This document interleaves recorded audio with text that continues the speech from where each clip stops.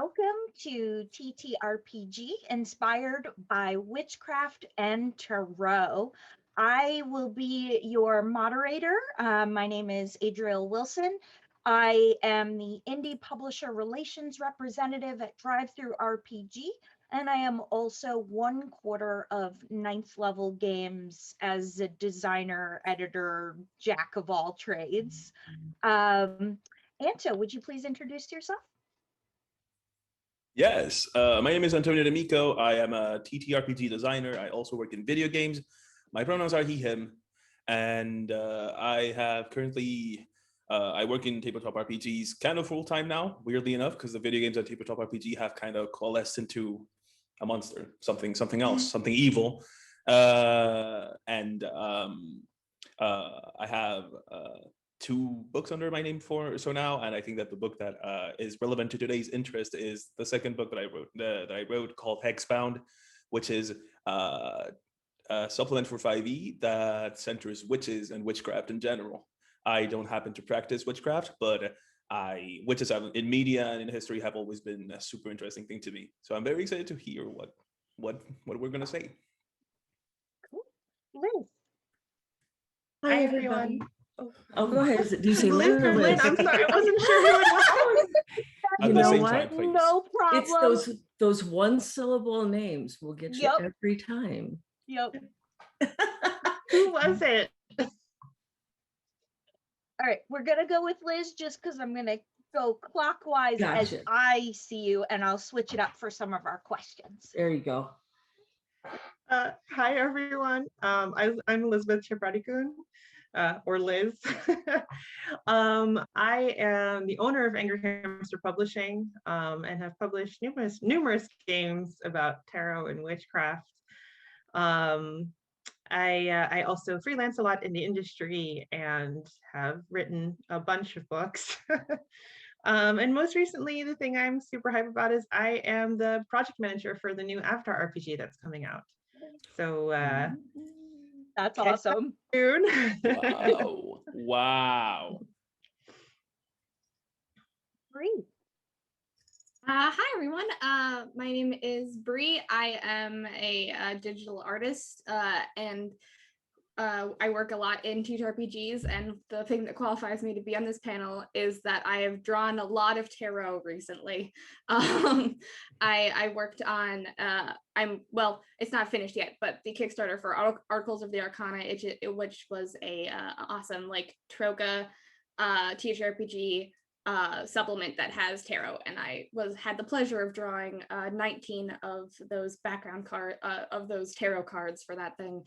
And I also on my own channel have been creating my own tarot deck with my community as sort of like a communal process. So it's really fun, and I'm really excited about it. And I've been playing a lot of really cool witchy new TTRPGs in the indie sphere and doing a lot of tarot art. That's a little bit about me.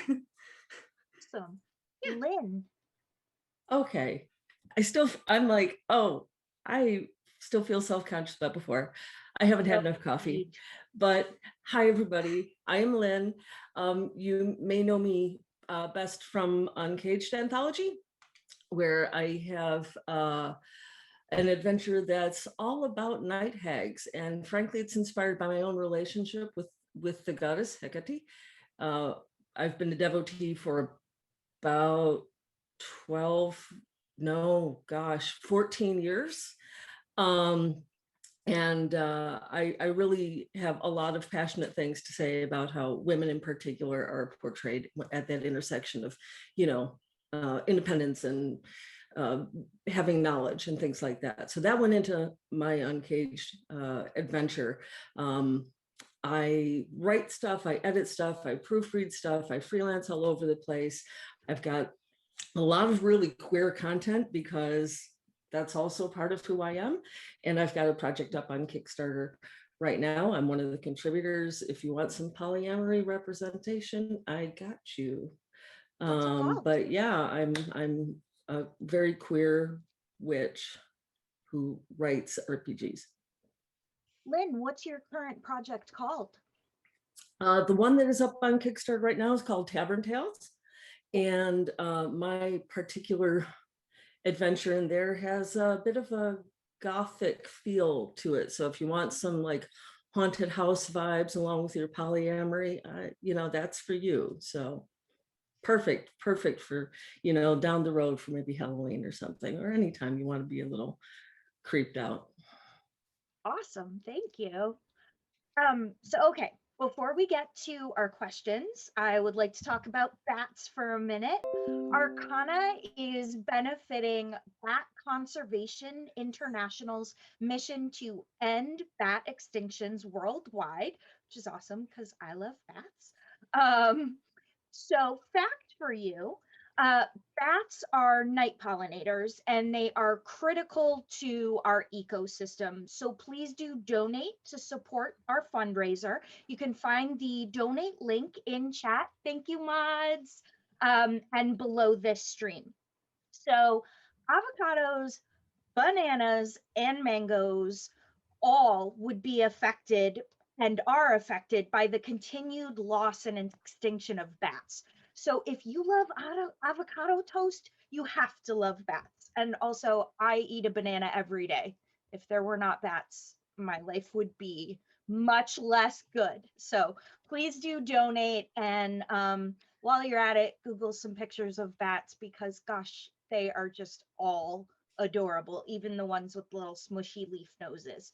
Okay, so let's get to the meat of our panel. As I mentioned earlier, this is TTRPGs inspired by Witchcraft and Tarot. Our first question is, and some of you covered this a little bit in your intros, but if you want to go sort of deeper into one part of the question, that would be great. What is your experience with Tarot and Witchcraft? And this time we'll start with Lynn and go in reverse clockwise order according to me. Okay. I think it's safe to say I'm the oldest person on this panel. So when I say I got started with card reading in college, that goes back a ways. We're talking like late 80s, early 90s. And, I was just, I hadn't found like the witch community yet. I didn't have that as a terminology in my framework. And it was pre-internet. So I didn't really have a community to find. So I was sort of stumbling my way and I was very much a seeker. And I really liked, I don't know what it was that really drew me to it, but I always really liked it because I think in symbols, I think in pictures a lot, and having the challenge of interpreting these cards and what that meant in a given circumstance really spoke to me. And I love now that there's so many really cool decks out there that I didn't have available back then. But it was probably only in my, it was in my 30s that I found this community, and I found the goddess that I now have an altar to right over on the side of my office. So it's been a journey to get here. I wasn't raised with it by any means. I had a great aunt who was a Baptist missionary. Great. Thank you, Internet Witch community, for finding me. You've helped me so much. Bree, same question. Okay, so my experience with Witchcraft and Tarot is sort of like intermingled. I was raised in a very witchy pagan household. My parents are both pagan, more Celtic Wheel of the Year variety. And so I grew up very much in a very witchy household. We had an altar and then we celebrated every holiday on the calendar Wheel of the Year. And so I was very immersed in it from a very young age. And I also had the immense joy of growing up in Minnesota, in the Twin Cities, which has a lot of pagan practices in it as well, which not everyone knows that those are pagan practices, but they kind of line up with the Wheel of the Year. Like every year there's a huge May Day celebration at Powderhorn Park. So it's like, okay, we're a pretty witchy city here. So I was very immersed in it from a very young age. And how I got into tarot was I was always trying to like find my thing, and I was a very anxious child. And my dad thought that maybe practicing tarot and sort of like thinking of things a little bit more in a concrete, but a little bit more concrete and mystical fashion rather than like getting all in my head about it would be a good way to like manage my anxiety and sort of help me guide my way through life a little bit. So I got my like first tarot deck when I was in like middle school, and I still have it, and I love it very much. Cool. Thank you. Liz. So I got into witchcraft also middle school age, and it helped me through a very difficult time in my life. But once I kind of came out of the puberty age, it kind of fell to the wayside because I adopted other beliefs about things. But it's always played a big part in my life because it had such a meaningful impact on my life when I was very young. And the one thing that I maintained kind of from that was interest in tarot and readings. And it's something that I still do to this day, mainly just because I find it interesting for myself to see what I see in the cards, you know what I mean? And based on their meanings and everything. And that's still something that has given me personally a lot of introspection, and an ability to kind of like look within. And now, of course, it's deeply influenced my game design as well, going forward. So that's a little bit of my background. Thank you. Anto, what's been your experience with tarot and or witchcraft? Oh, you're muted. I sure am. Witchcraft. I blame it on them. My experience, I think that Lynn and I have a similar experience in that I very much my main job is illustration and art. So I think that the first time I looked deeper into tarot was because someone commissioned me to do art for tarot, and then we go from there. My friends often do it for fun, and that has been my intro into the symbology and everything related to like the specific language of tarot. I think that I have a deeper connection to witchcraft in the sense that I've always been interested in the figure of the witch in media and in history, specifically in Spanish history, which is my history. And that was what brought me to make the book that I made. It has always been an incredible, I always found it extremely fascinating, especially how we translate it and how the figure of the witch has evolved through media so incredibly quickly through the ages, and especially in the last 50 years. It's been completely different. And that has been my exposure, and the source of my interest was an innate interest on the figure of the witch, and specifically how it changed throughout media. And that's what inspired me to do work on it. Thank you. So for me, I have been reading tarot much like Bree since I was a kid. My mom used to travel around and do readings, tarot readings and aura readings at psychic fairs. So I learned from an early age about tarot and other divinatory tools that have just always interested me because I feel like they give you a deep insight into yourself when you're reading for yourself. And I also feel like they serve another purpose in that, like, humans, we like games, we like play. And I feel like combining a sort of spiritual practice with play just works for our brains. And that's part of why, as an adult, I'm still like, yes, I love tarot. And part of the reason I wanted to be on this panel is because I love that connection and I love what it can give us.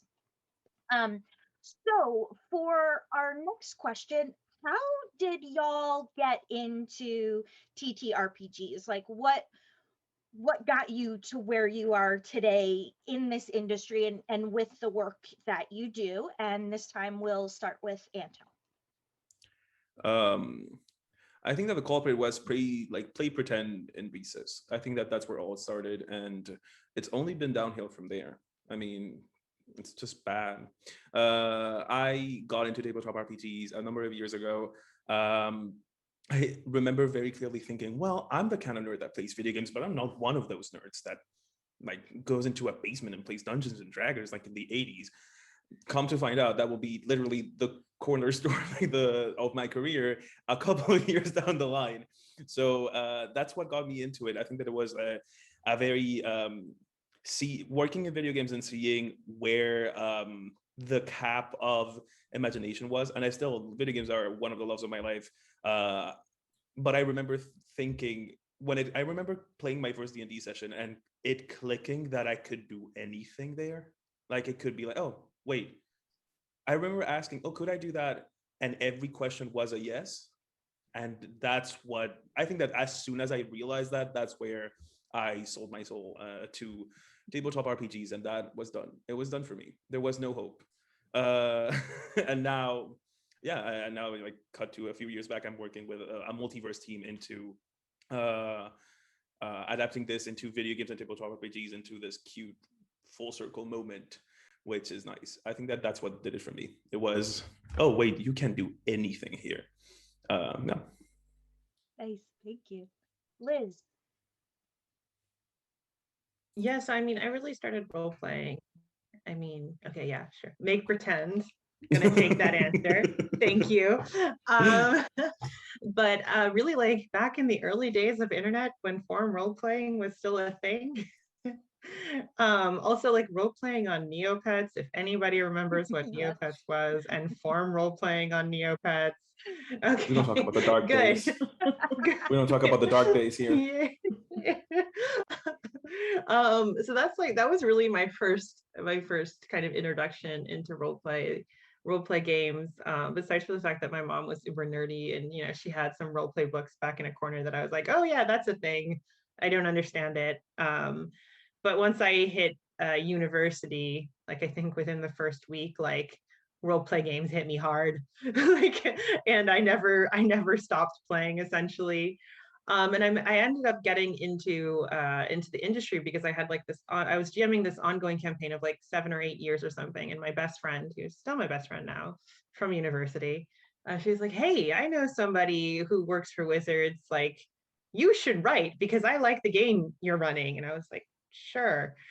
So then I ended up doing some writing for Living Forgotten Realms for 4th edition. And then from that, I thought, okay, well, now I'm going to make my own game, and my mom, and put it on Kickstarter. And my mom is going to give some money, and it'll get funded because my mom loves me, and and so that'll be fine. But it ended up being a way bigger success than I ever expected.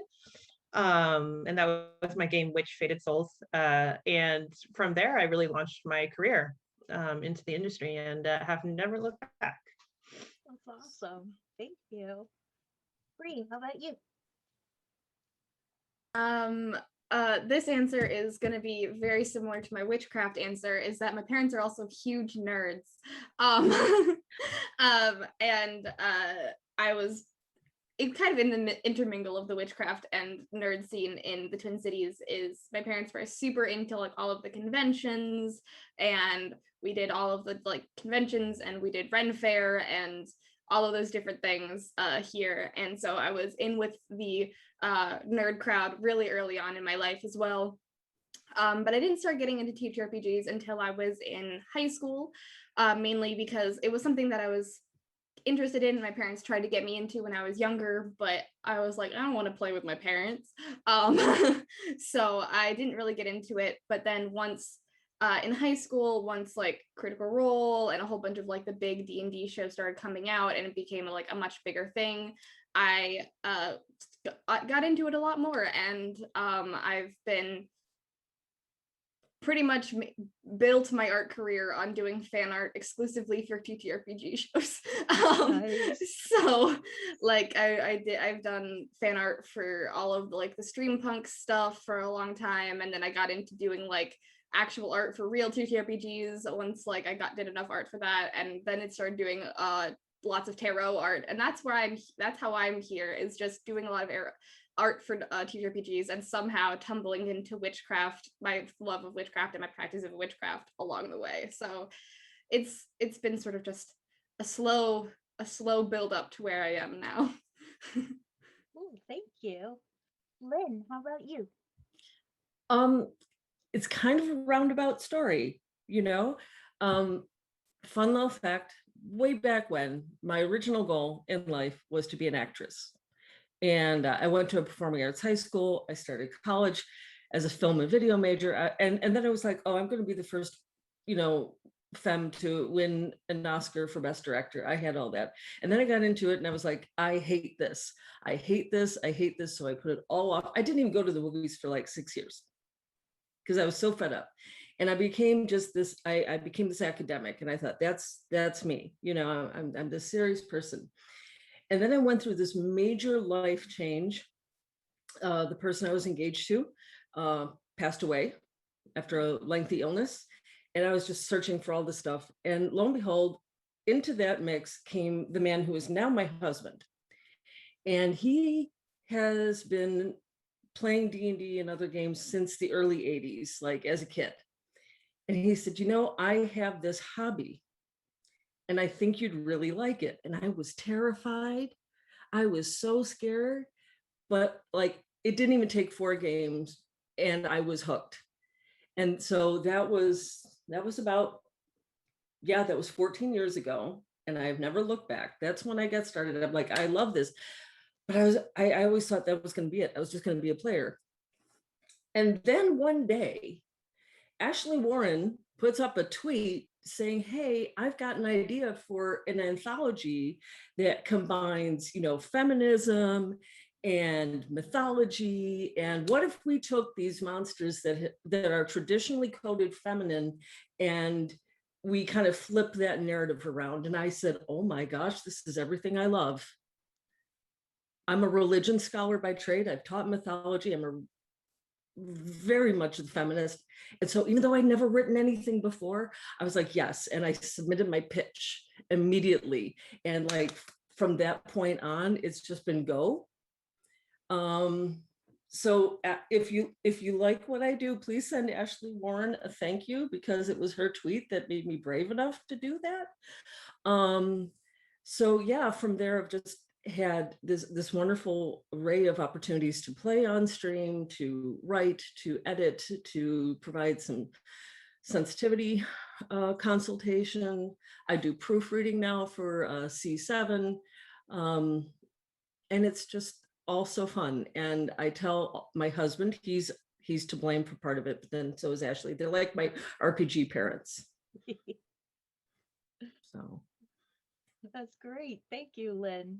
And briefly, I've worked in video games for a long time, played TTRPGs since I was a kid, and it sort of just came together when my friends Chris and Heather, who are also my business partners at 9th level, we decided to make a card game called Schrodinger's Cats. It did really well. So we decided at that point to revitalize 9th level and do more games. And out of that, Chris developed the polymorph system and I started writing for it, and sort of been doing that for a while because it's fun and I like contributing to the body of work that TTRPGs are. And I'm super lucky in my day job because I get to help other publishers get their work out there, which really makes me happy.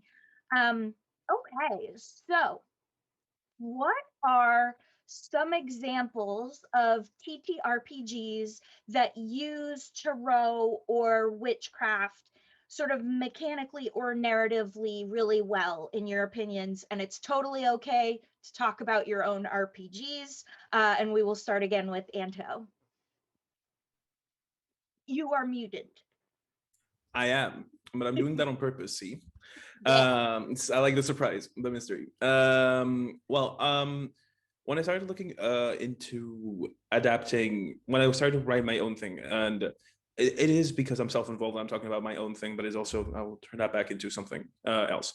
When I started to write for Hexbound, my witchcraft book, I did look into how witches were in the base setting, like how witches, what was the closest thing to witches in baseline D&D 5e. And what I ended up finding out is, I mean, I think that like there was a panel yesterday, I believe, about hags. And it truly was the closest thing. We had characters that were witch coded, such as Tasha and stuff like that. But it was very much falling back into the terms of the wizard, which was this idea of Harry Potter light, like school, very something very normalized, something very rigid, and something very taught by book, and like long study in a very academic sense of the word study. And I kept going back to what I know about specifically Spanish witchcraft. I don't want to talk about anything else, which is that's my I'm not gonna call it area of expertise, but I'm gonna say that that's what I know best. And what I ended up finding out is that, at least here in Spain, it is much more about an oral tradition, and it is much more about something communicated from, most of the times, parents to children, and in a much more of an oral way, specifically because of persecution by religion. And that is what I wanted to put out there when it came to witches in tabletop RPGs, is to find that connection through magic in a much more personal way than in a rigid academic study, which is fun, but we have that. We have wizards, and we have superheroes with sorcerers, and we have contracts and stuff like that. The closest thing that we had in 5e, at least to, once again, Spanish witchcraft, was warlocks, but that was a very Christian view of the witch as a person that has made a deal with the devil to have their powers. But at least in European witchcraft, and specifically Spanish witchcraft, that is the interpretation of the church, the Catholic Church, about witchcraft, not what actual witches in that period thought of themselves. Most of them were either completely agnostic or in a much more animistic relationship with their beliefs. And that's what I kind of wanted to bring back. So that's how I structured Hexbound. In terms of other tabletop RPGs, I am less familiar into how they do their own kind of witchcraft. I know that PBTA games and stuff like that have magic, but I get the reason why I felt that I wrote that book is because I didn't feel like it was utilized. I didn't feel like it was a thing that came up often. It just felt like hags are evil and scary and they're ugly, which means they're bad. And that was a lot of it, or dusty tomes and dusty libraries. So I kind of wanted to bring a different flavor of that to Awesome. TTRPG. Thank you. Thank you. Liz, how about you? Games that use witchcraft or tarot really well. Sorry, who did you ask? Liz, sorry. I was also like, I need to ask. You can call me Elizabeth also. I will do that, and that'll make it easier for everybody. Thank you. I'm sorry. Right. So I think I don't want to do shameless self-promotion, but you said I could. Do it. So I blame you. But yeah, so I mean, I spent a lot of ever since after publishing my first game and kind of just getting that work out there that was like in me. I spent a lot of time trying to focus on, and like Witch, when I first published the game, it wasn't a perfect game. It was just something creative that I had done, and I was really proud of myself. And so a lot of my work within designing magical systems and using tarot was trying to capture that feeling that I get from reading cards, like just like this feeling of empowerment, essentially, and that feeling that I also had when I was younger, and going through that phase of my life, which was difficult, and that that feeling of empowerment, that feeling of strength that I had gotten from there. And that's really, it all kind of culminated in my game called The Wicked Sisters, which is basically a game about women at the start of creation, a group of women at the start of creation, who have to flee from one shore to another to kind of escape a dark fate. And then the way they do that is harnessing kind of this primal power within them and operating within societies that are constructed by the tarot cards that you have on the table. So essentially, what you do in the game is for each scene that your sisters enter into, you do a reading for the scene that you're interacting with. And all the cards are related to different parts of the scene. And as one of the sisters, you can choose to take cards or leave cards on the table to kind of symbolize whether you're taking power for yourself or you're leaving it for the rest of the group.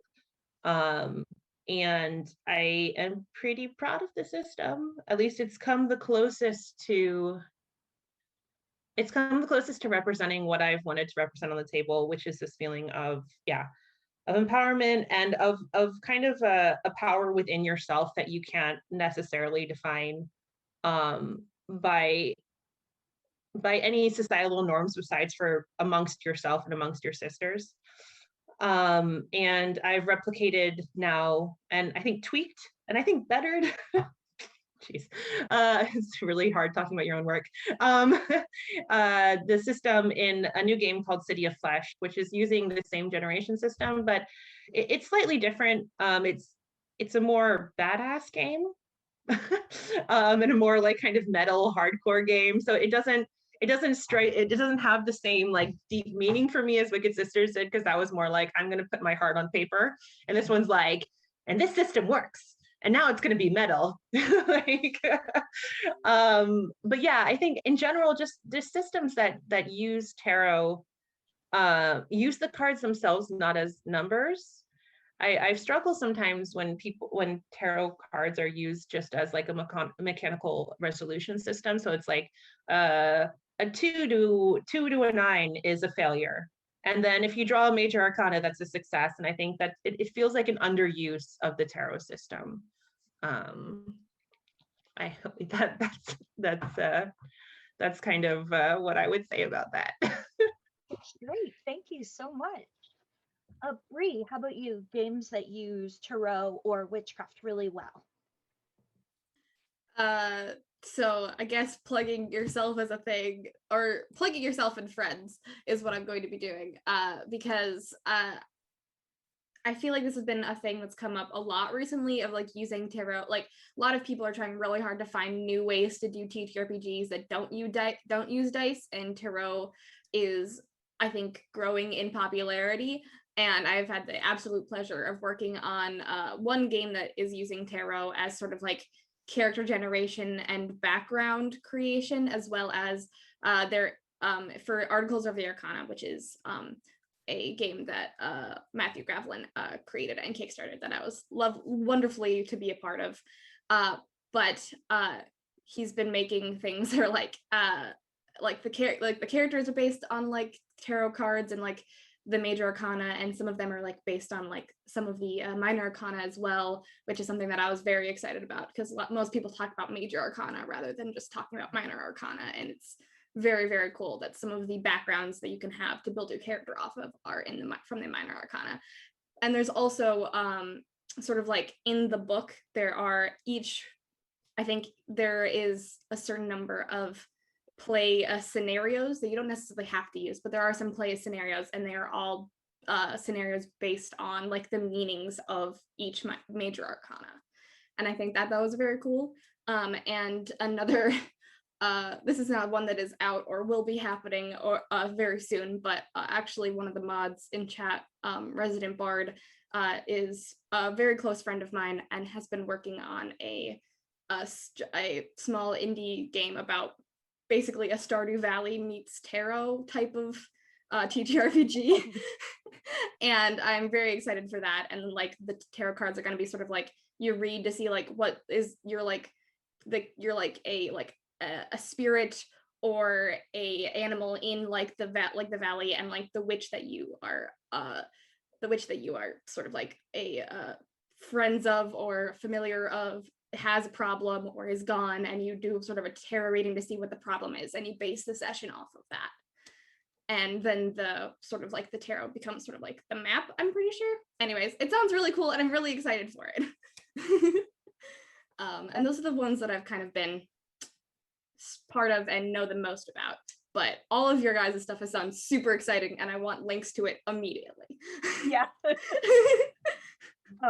That does sound like an amazing game. So find a way to tell me how I can get it when it's time. I will. I definitely will. Thank you. Lynn, how about you? I'm not going to plug my own stuff. I have witchy stuff, but it doesn't have, any card reading components. But I will tell you about a really cool game by a friend of mine named Jess Markram. And at one point, and I found out really cool things about her recently, because she was one of the folks I interviewed for an article about game designers who were sort of reclaiming the figure of the witch, taking it from how, as has been mentioned, some of those really problematic portrayals by people who do not identify that way, and instead taking one's own practice and one's own identity and using that to inform, I would say, more accurate, more responsible portrayals in the games that they make. And so Jess was one of the folks that I interviewed, and she's a former practicing Wiccan, and you can tell in her game, The Coven at the End of the Lane, which I love that name. Yeah. I love the name.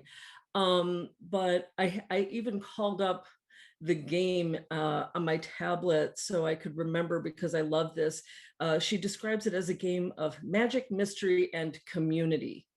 And it has just a really nice feel to it. It has an option where you can just play it as a one-person solo game if that's what you want to do, or you can gather a group of folks together and you can do it as a coven. And if you do that, the cards become a mechanism for setting the scene, each scene that unfolds. And you can either go with, we'd say, the traditional meanings of a given card, or you can be inspired by what it says to you in that moment. So it's very much a narrative device that I love, because to me, it gets to some of the heart of what I love about the cards in the first place, which is that what is it saying to me right now in this moment? What is it that I need to hear? And it might not be the same thing the next day or the next week. And it's just a really lovely, gentle game that has a lot of really cool things that if you've ever been a practitioner, you'll be like, yeah, that sounds about right. And props for cover art that really just, it shows I call her this really gorgeous full-bodied femme, and that in itself is subversive. Yeah. So like everything about it, it's just tarot's in there, and good accurate portrayal, and it's a good feel game. Doesn't mean that you won't get into some heavy topics, but it is community based, and I think that's what it's about. Cool. Thank you so much, Lynn. I actually am going to plug one of your games because I recently picked up a copy of Bewitched by Lynn, which is an adorable game about a bisexual witch coven, and I absolutely loved it. So yeah, highly recommend checking that out. And of late, there have been two games that have come out that I think have used tarot in really interesting ways. So the first is Major ArCONa, which is a game by Alex Wilcox that was part of Kickstarter for Zine Quest 3. And there are a lot of solo games in the book, and there are a lot of multiplayer games as well, but they all use tarot, and specifically the Major ArCONa, in really interesting ways. And I did that thing that you sometimes do on Kickstarter where you're like, I really want the extra stuff. And the extra stuff was having a game written for you about a card that has specific meaning to you. And I picked a card out of the first deck I bought as an adult that wasn't me, playing with my mom's cards or looking at the cards that the other readers at Psychic Fairs would have. And so I got that game just for me, which is amazing. And I love it. And I picked a Minor ArCONa card from the suit of bats because it was the Halloween tarot. So just a reminder, International Bat Conservation donate. Thank you, mods. Link in the chat. And then another game that I have found super interesting that I haven't had a chance to play is ArCOna by the World Champ Game Company. And ArCOna is about making an Oracle deck with your friends through the mail. And it is so cool. Basically, you use your friend's zip codes to randomize the prompts for the game, and that affects the elements of your illustrations. And then there is a narrative to the game built on that, because you build out a flawed city from these oracle cards, and then you act out that story. And that game has just been like so inspiring to me, because it's a totally interesting and new use than I've seen of saying, okay, like cards are a thing that we can use to understand internal parts of ourselves. How do we construct that specifically for play in a specific environment? And then what are the results afterwards? Like what do we get from that deck later? And I just think that's super, super interesting. Okay, so on to our next question. What do you all think makes TTRPGs and Witchcraft and Tarot such good bedfellows? Why do they work so well together? We will start again with Anto. Me. I think that's a good question. Well, there's I don't want to say the super obvious answer, but there's the element of fantasy and magic that, of course, like leads one to another in a very normal way. I think that we're seeing, I think that we talked about this, we're seeing the surge of tarot being included in tabletop RPGs. And I don't want to make it sound like it's a fad, because it's been done for a long time. But we're seeing these two paired up, I believe, because while dice are very good for randomness, tarot is good for randomness and for symbology. And it's basically like you can boil it down to a prompt deck to be like, okay, this is a card that means conflict. And you can take that same card that means conflict and take it to a completely different thing and build a game around it. I think that that's why you're seeing this system, which is like, even though it's like thousands of years old, where you're seeing this system, the simple tarot system, as a way to generate randomness, but also stories, but also themes, but also so many things, because it is like dice. It gives you that randomness, but it also gives you a very specific set of symbols, a very specific set of like prompts that you can build off of. I think that that's why you would see these two come together. In terms of Witchcraft, I will take the himba position and just say it's cool. And it's nice. You know, witches are cool. My interest came from a very highbrow place, which is witches are cool. And I live by that. And I honestly don't know if I have to contribute much more, other than it's just a cool thing that humans decided to do. It has conflict baked into it by history itself. Magic practitioners, I can't think of a single culture where magic practitioners have been not venerated and demonized at the same time, which is a fantastic like base, like rock to build conflict off of. And you know, you want cool things to play in your games. And that's all. Yeah, thank you. Elizabeth, how about you?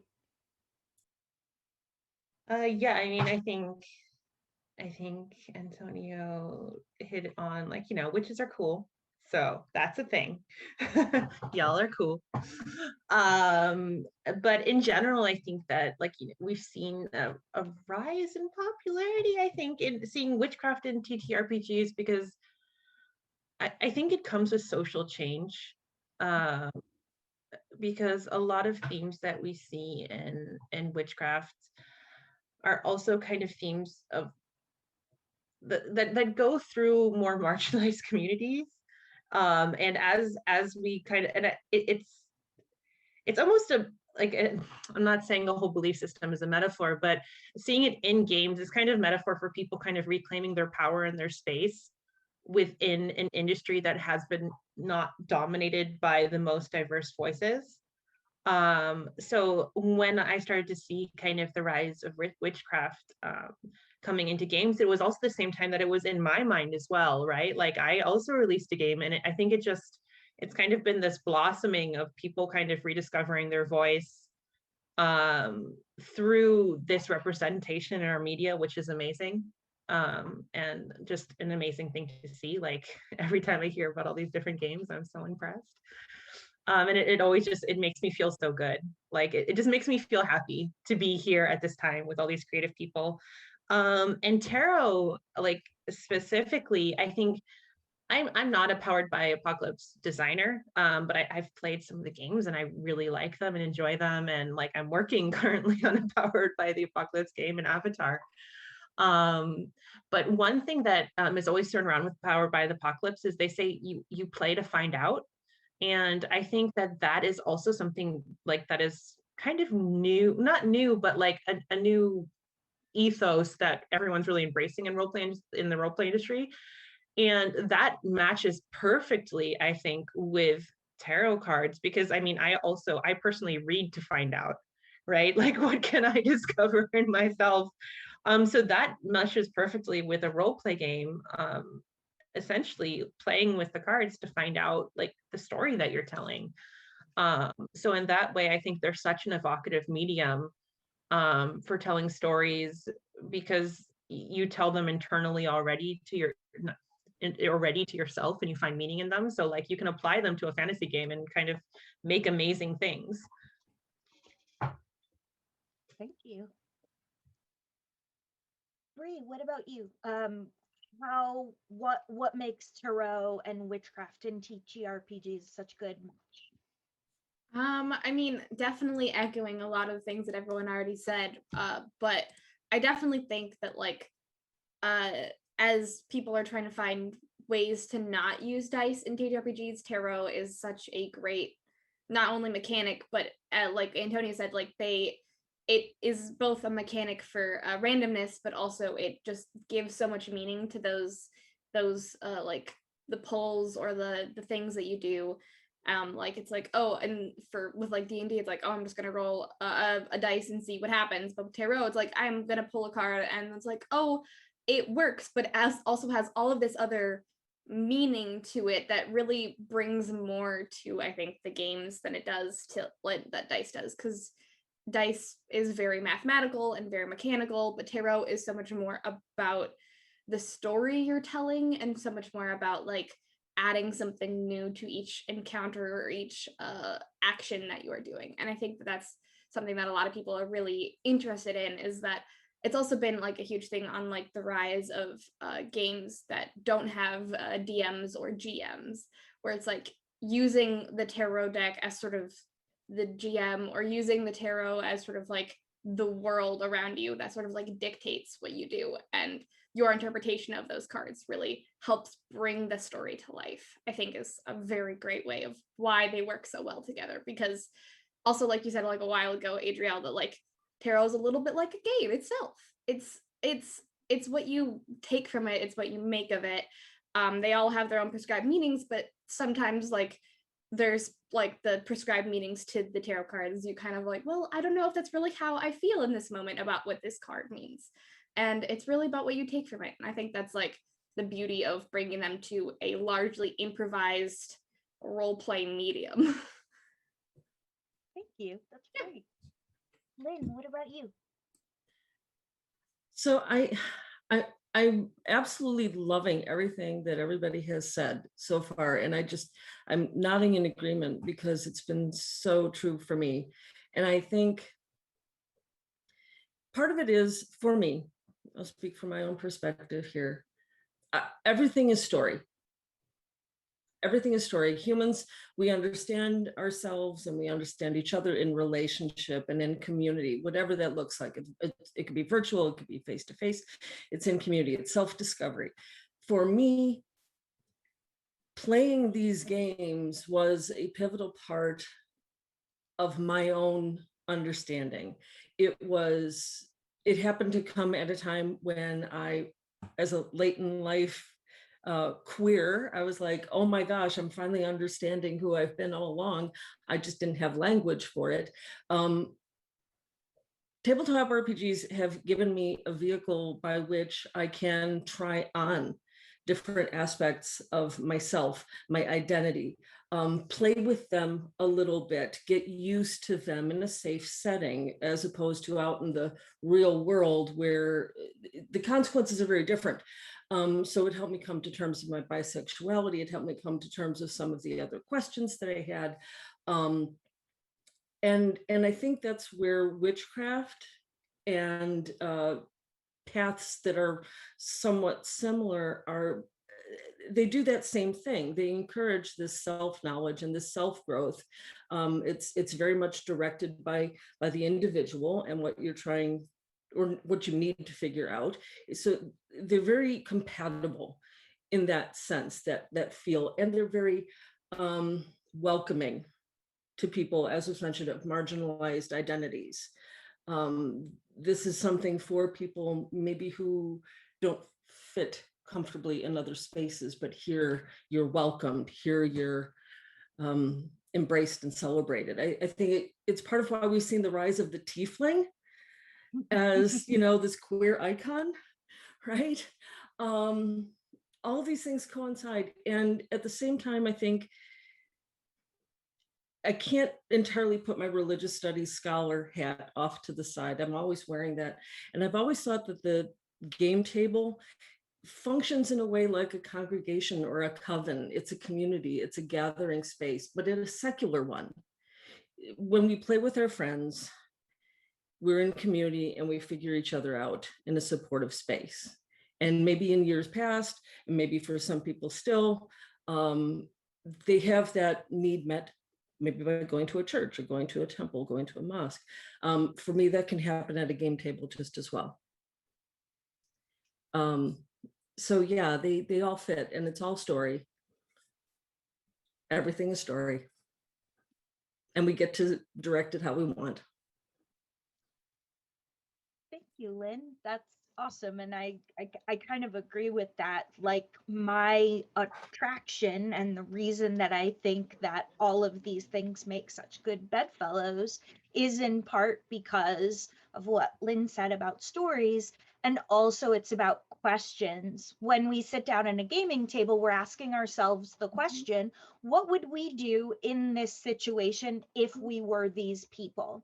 And when we're using tarot or other divinatory tools in our own practices, we're asking ourselves, how do I answer this question for myself?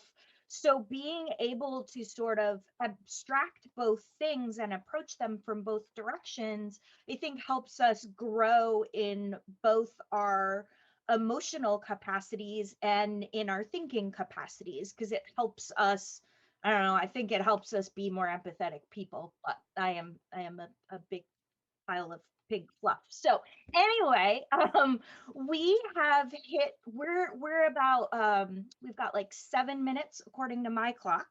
So what we're gonna do is go around, please reintroduce yourself. And for our last question, as you're, say your answer, reintroduce yourself. What's a tarot deck out there that you really love? Or what is your favorite media portrayal of witches? And we'll start with Lynn this time. Oh gosh.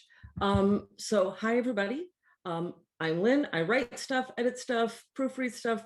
I do all the stuff. I freelance. Come find me on Twitter. That's where I spend most of my time, and where you can find out about the cool stuff coming up, including in June, coming to Kickstarter. I'm part of a queer supplement to the Monsters of Merca game, but it's all queer. It's so much queer goodness. I can't wait for you to see it. No, my favorite deck is one I don't have my hands on yet. It kickstarted at the time when I couldn't back it, so I'm waiting for it to come to her store. It is a deck called Witches of Legend. Ooh. And the art is sublime. It is all simple black ink on white cards. So it's goddesses, witches. It's highly personalized to the user. There's options for it. I am counting down the days that I can get my hands on that. Yay. So that's me. Cool. Thank you. Bree. I am befuddled by this question, but I'll do my best to answer. My name is Bree. I am a digital artist. I spend a lot of my time on Twitter as well. If you want to come and see my art or see any of the tarot cards that I've been working on, I post those either on my Twitter or on my Instagram at Bree Donnan. It's the first part of my name and the last part of my name, so you can go and check that out on pretty much anything. I also stream a little bit of a shameless self-plug. I also stream drawing tarot cards on my Twitch every Tuesday, Tarot Tuesday. So it's also Bree Donnan as well, twitch.tv/Bree Donnan. So if you want to come and check me out there, I also draw tarot then, which I will also be doing in not too long on this channel very soon. But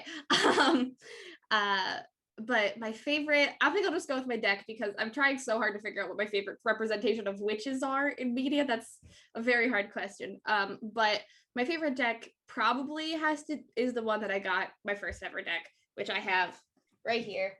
It's in a little like book box that my dad bought for me. It's like the beginner tarot, and it's just so cute, and I love it very much. And there's ones that I love a lot, but I think this one holds my heart. Thank you. Elizabeth, how about you? Yeah, hi, I'm Elizabeth. And Elizabeth Redicoon. You can find me on Twitter at Angry Hamster RPG or on Facebook under my very, very long name. But if you want to check out the games that I've created for my company, you can go to angryhamsterpublishing.com. I have two decks that are my favorites. One is my Amanda Palmer tarot deck because my friend illustrated one of the cards in here and she gave me a deck and I love it so much. I love Amanda Palmer. I love my friend. And this deck is amazing. All the cards are like, each one of them have individual art by different artists. And the second one, because we're talking about tarot and gaming, like I just got this. I backed on a Kickstarter, the Adventurers Tarot deck. It is, just wait.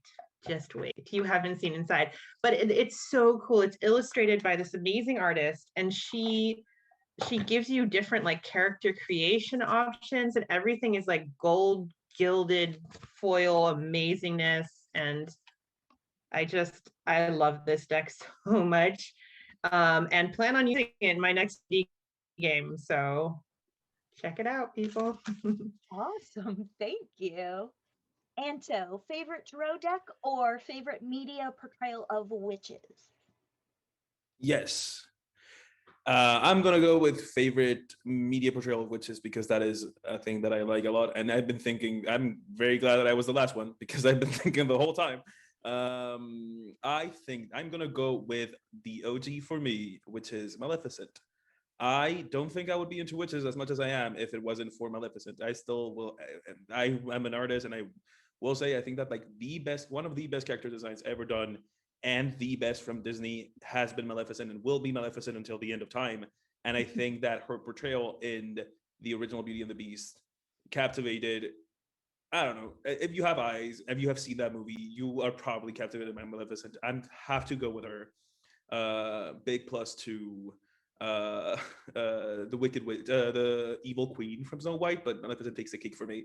And I am Antonio D'Amico.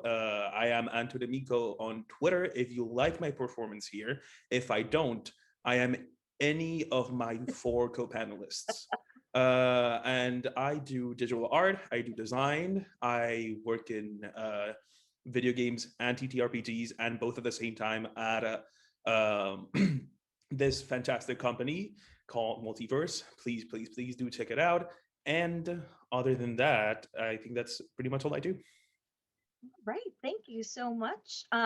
Once again, I am Adriel Wilson. I am the indie publisher relations representative at Drive Through RPG. and 1/4 of 9th level games. You can find me on Twitter at reindeerbee. And I will leave you with my current favorite portrayal of witches is Netflix's Luna Nera. It's set in early Renaissance. There are still like crazy pagan Christian gangs running the streets. Very interesting, fun watch. And my favorite tarot deck right now is Steven Universe tarot deck, which isn't official, but I got it from the internet and I love it because it reaches a space emotionally that I can get to by my connection with that cartoon. So it's got like 2 layers of meaning for me, and I really enjoy that. Thank you so much to Lisa and our mods. And don't forget to donate to our fundraiser for Bat Conservation International, because bats are the best and we love them. Thank you all for being here. Thank you all for watching, and have a great rest of your ArCONa. Thank you.